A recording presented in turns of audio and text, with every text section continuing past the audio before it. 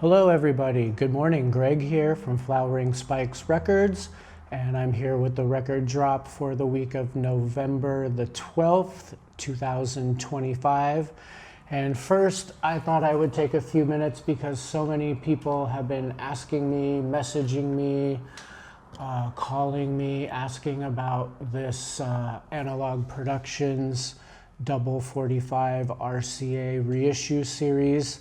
And I just thought I would say a few things, and I think the unique perspective that I have on this topic is, I'm not just a guy sitting in my room in isolation having thoughts about this. I have an audiophile, high-end classical record store, so every day I see audiophiles, I see classical record collectors, people who've been collecting records for decades and decades. I see other classical musicians, I see composers, I see artists, producers, engineers, mastering engineers, every day. And I just sit here and we have conversations and we talk about things that are going on in the community. And my personal thought is, I've known about this for some time. Chad sent an email to Michael Johnson asking him for suggestions, and then Michael asked me, what would your suggestions be? And I made a list, and Michael made a list, and that list, first of all, would have been incredible. I think there's so many chamber works and so many recordings by Juilliard of Schubert and Brahms that are not in the sort of pantheon of warhorse releases that we have over and over. And I think that's the main thing, and I think everyone's already said that, so I'm not going to beat a dead warhorse, and just say that I think the selection of titles was not great. We all have these records. I was talking to a guy yesterday, he's a conductor, who's still conducting now all the time. And he was saying, why does anyone need, we already have all of these records. And he's not an audiophile, he's a musician, but he comes in and buys records all the time. And I've really, for years now, I've been of the mind that 33 RPM is really the best for listening to music. 45 RPM is for listening to your gear. And I will stick to that. And I have many, even Analogue Productions, 45, Fantasy Series, Riverside, all the Bill Evans stuff, and I use it to listen to my gear. I'm just as guilty as anyone else. I'm not casting any judgments. But if I want to sit down and relax and listen to a beautiful piece of music, it's generally going to be 33, And, so going back to having the shop and just kind of having boots on the ground out in the real world and talking to people, I haven't really met one person yet who's been excited about this series.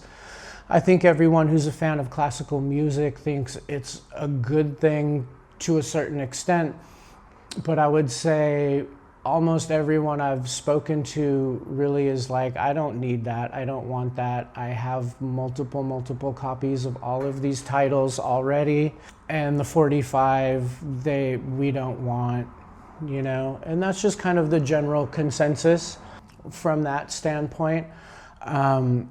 I think the choice of records is not good unless you've never heard any of these titles, and in which case I was talking to a few people who would say, or not even other people, I'll just stick with myself. So I have people who come into the shop from time to time and they say, hey, I really like classical music.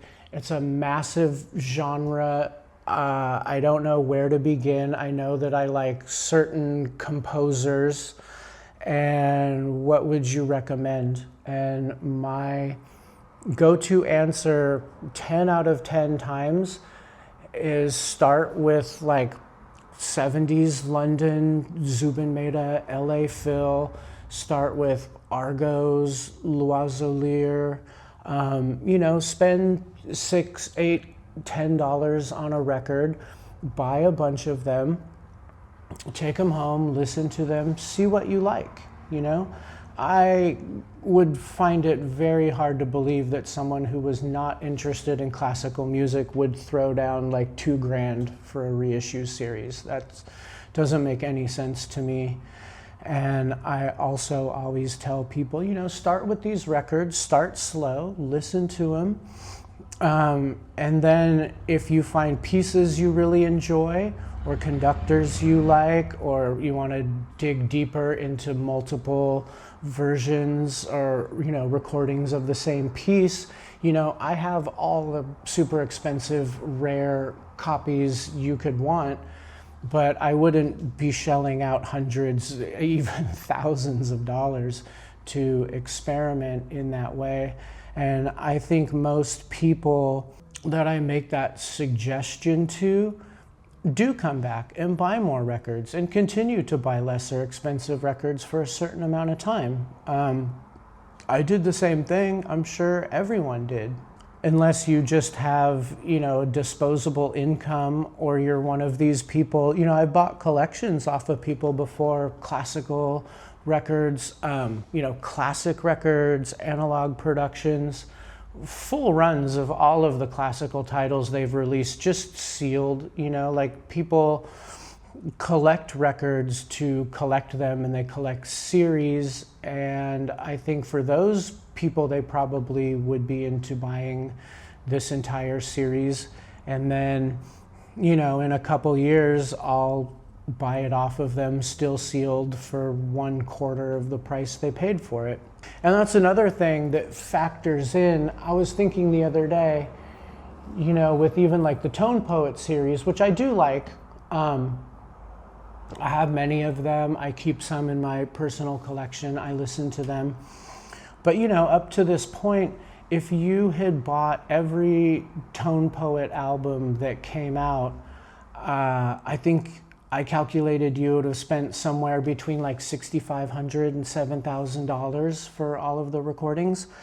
And if you brought the full run of Tone Poets into the shop, I mean, I would be hard pressed to give you $400 or $500 for them, maybe, because I can't sell them for anything. I mean, I really can't sell them for more than maybe $15 each, you know, just the value of reissues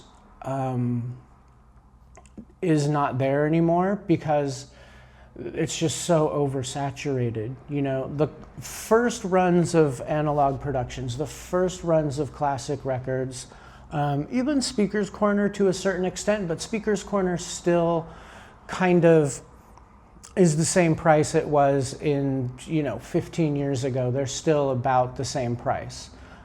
Same with classic records. Some titles, single-sided, double 45, have really gone up in price, but just your run-of-the-mill classic records, you know, you can find them everywhere. You can find them cheaply for the most part.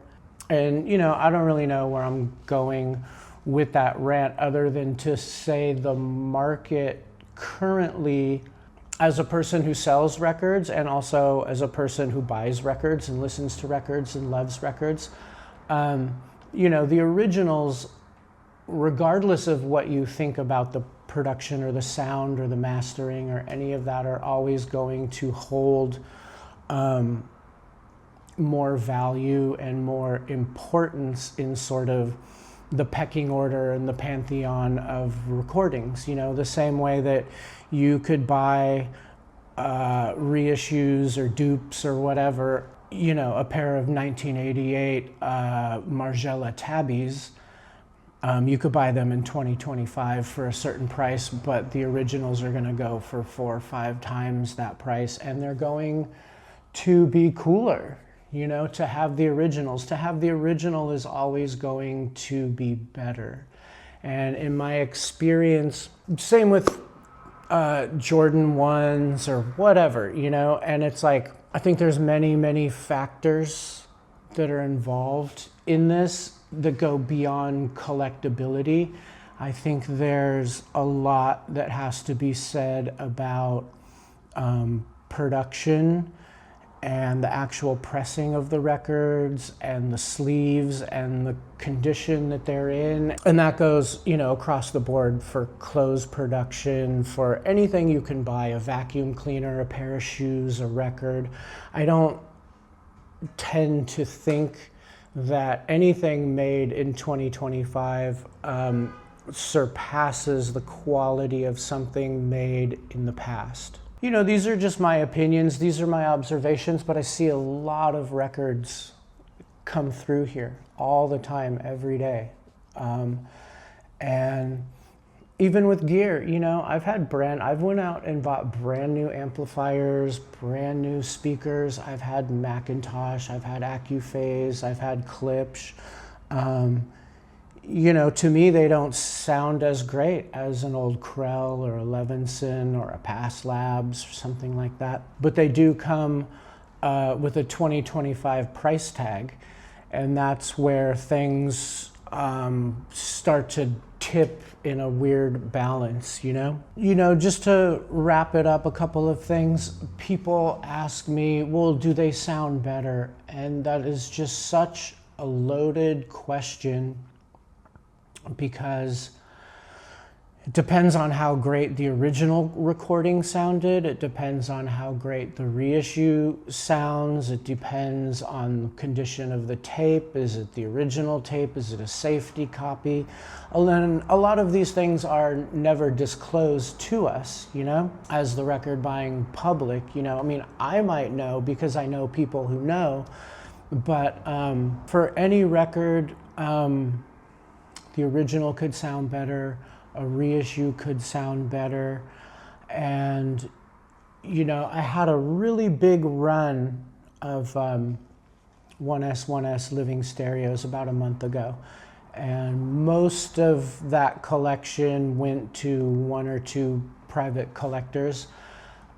Full run of Heifetz, you know, probably everything that's on the list of the 25 being released was on there. Just near mint, immaculate 1S.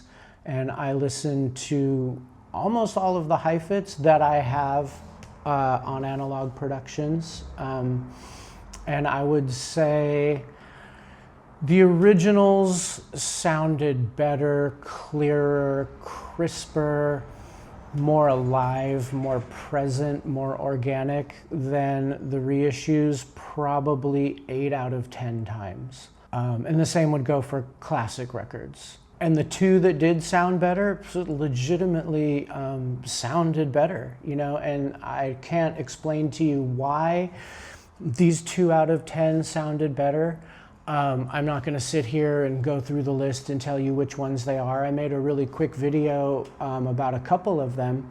And, you know, I don't think that sound quality is subjective. I think sound quality is an objective thing, you know, like you need to hit certain frequency spectrums, non-distorted. And I've also spent my life making records. I've made so many records on 2-inch tape, fully in the box, on DATs, on ADATs, you know, 24 track, 16 track, 8 track, you know, mixed down out of the 2-bus onto 1/2-inch tape, 1/4-inch tape, you know, pressed to vinyl, pressed to CD, everything.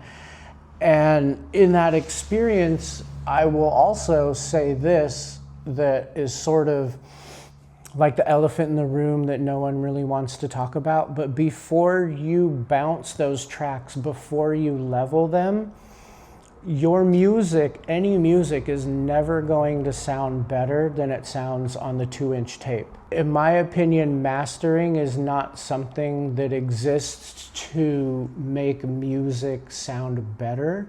The purpose of mastering is to make it transferable so that you have song after song at a same volume that will sound well on a little tiny speaker or in a car or on a massive hi-fi system. Generally, mastering and the cutting of the vinyl is just trying to get it as close to the original 2-inch tapes before it's bounced down out of the 2-bus as you possibly can within any given format that you are printing it onto or cutting it into. You could have a recording that has an organ that, you know, has low pedal notes that are down around 30 cycles or something like that, and you're not going to be able to put much music in there on top of that, because that music has filled the headroom, the bandwidth, you know, so you have to remove some of that to allow other frequencies to come through. Whereas, you know, you could record 25 flutes playing full volume and still have massive amounts of headroom, you know, so different pieces, different songs require different leveling and different volume compensation from track to track, from section to section, so that it comes out sounding even. That's the one thing when you listen to playback off of the 2-inch tape. If you just put the volume right in the center, some songs are going to be very quiet and some songs are going to be very loud. And so, you know, you need to make those compensations and get them level. And, you know, I don't think mastering engineers are geniuses. You know, they're technicians, really. You know, really, for me, the best mastering leaves no trace, no footprint, anything like that. And if the mix is good, then we just have to balance the volumes. So now, after saying all of that, the trick here in me sitting here and saying that flawless near mint 1S Indianapolis pressings of these records pretty much are going to sound better than any reissue is determined by your ability to source those records. It's hard. It's very hard to find living stereos in good condition. I don't think RCA used very good vinyl to begin with. I don't think it's aging well.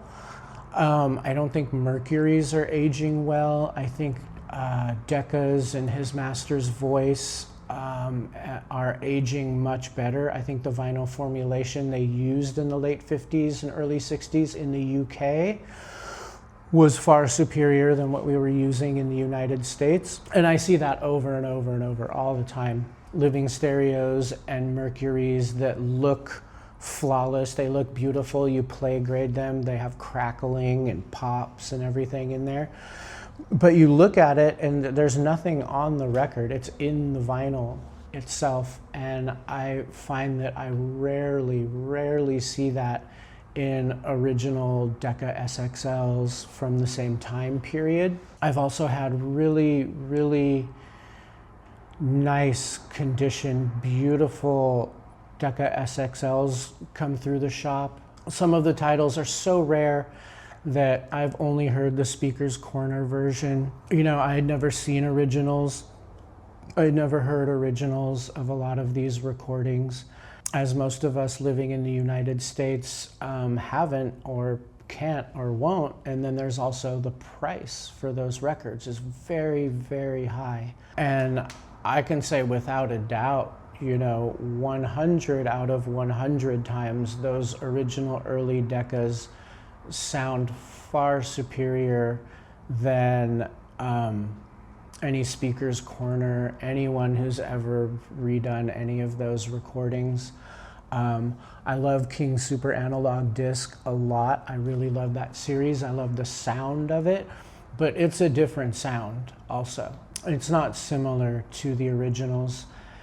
And, you know, over time, as I've been in a position to listen to and own and repeatedly sort of analyze these original pressings,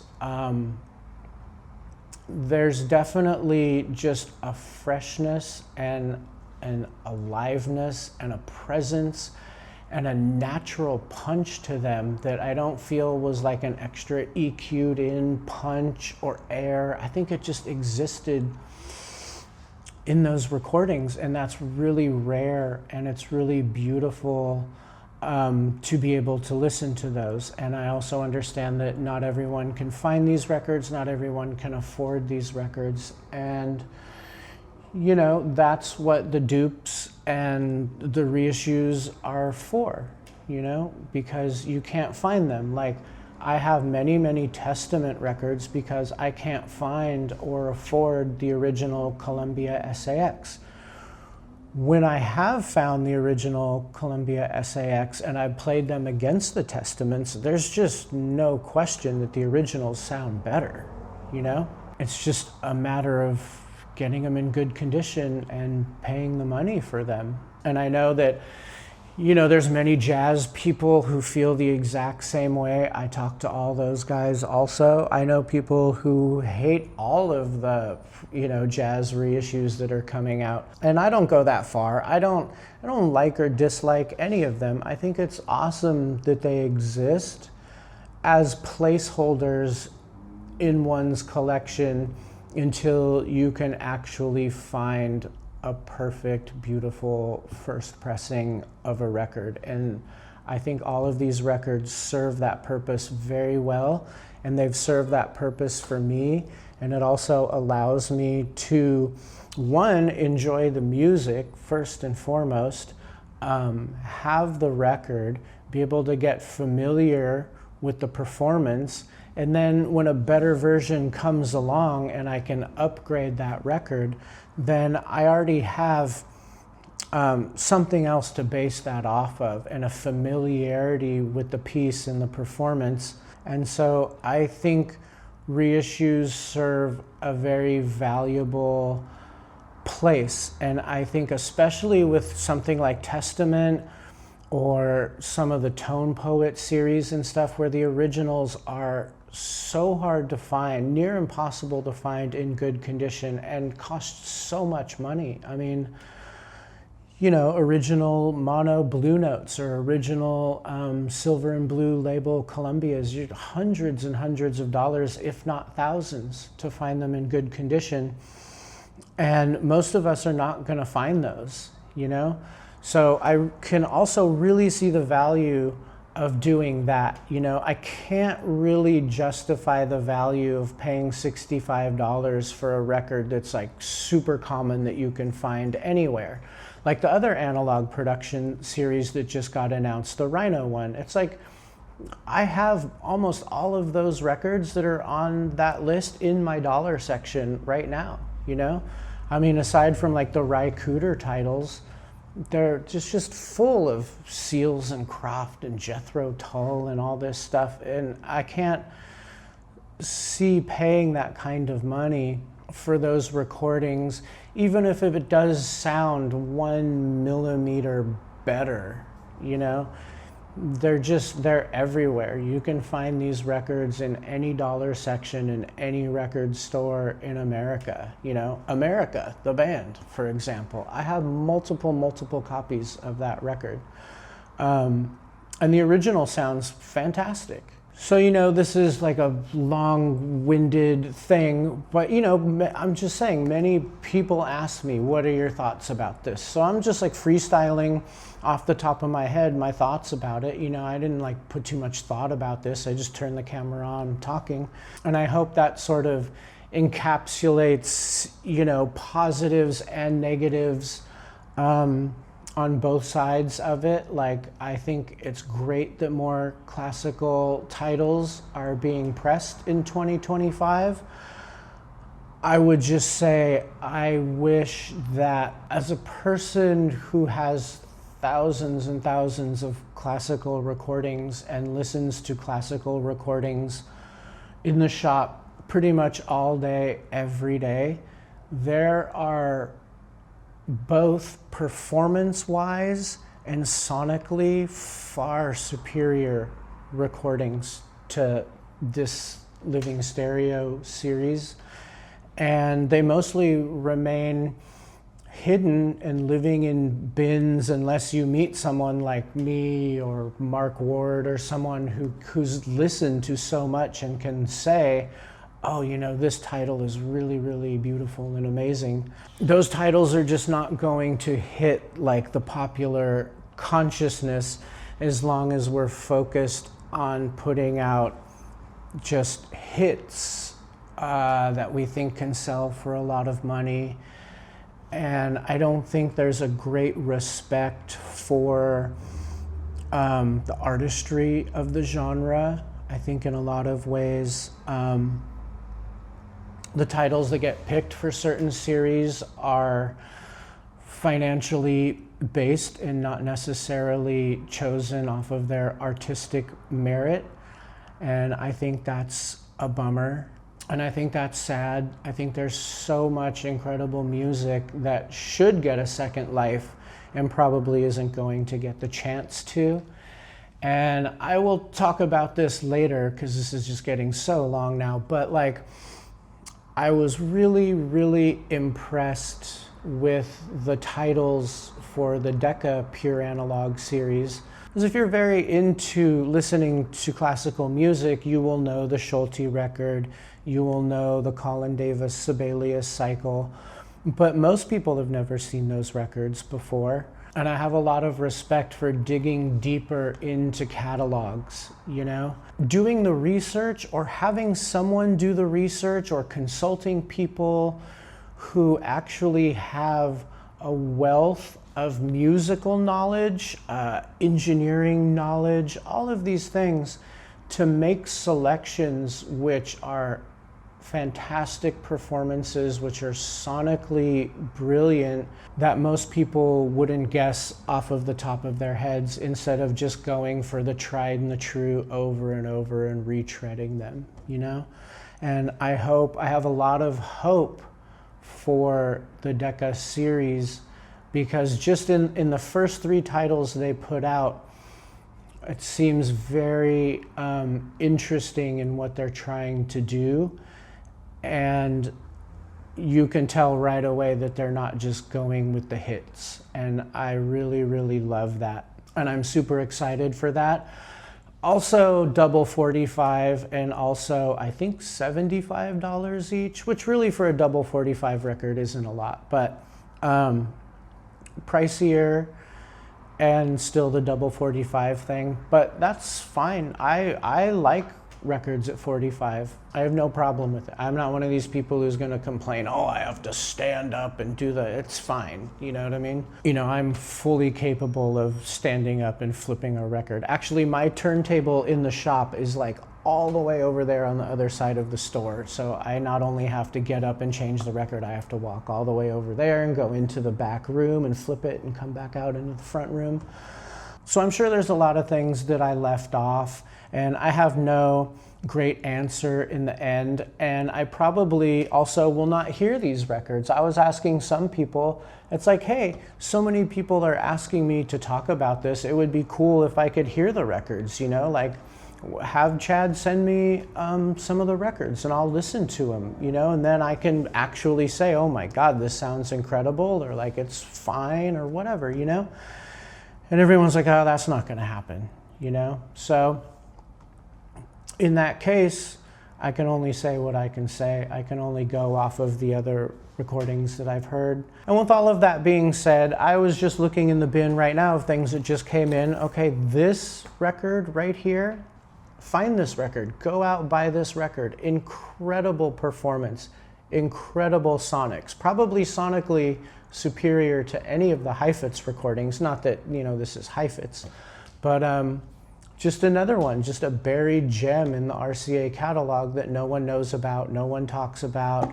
Actually, Michael Johnson told me to go out and buy this record like a year ago, and I went out and bought it, and mind-blowingly fantastic. And now, if you're still watching, I'm going to do the website drop, and I'm not going to talk anymore. I'm just going to show you the records. And I was here the other day shooting the records with my friend Michael Muller, and Mark Ward was here. And we thought it would be a cool idea to just put up 25 classic records and analog productions, reissues of some of the titles that will be available in the 25 that are coming out, and also ones that they're not putting out that we all think are great recordings. Like this one right here, one of the greatest RCAs And so I'm just gonna like put them up on the stand and show them to you. And you know, Wednesday morning, 6 a.m., the whole Living Stereo website drop. And I will talk to you guys later, and I will say bye-bye right now, but keep watching and all the records are gonna roll through right now. Have a great day.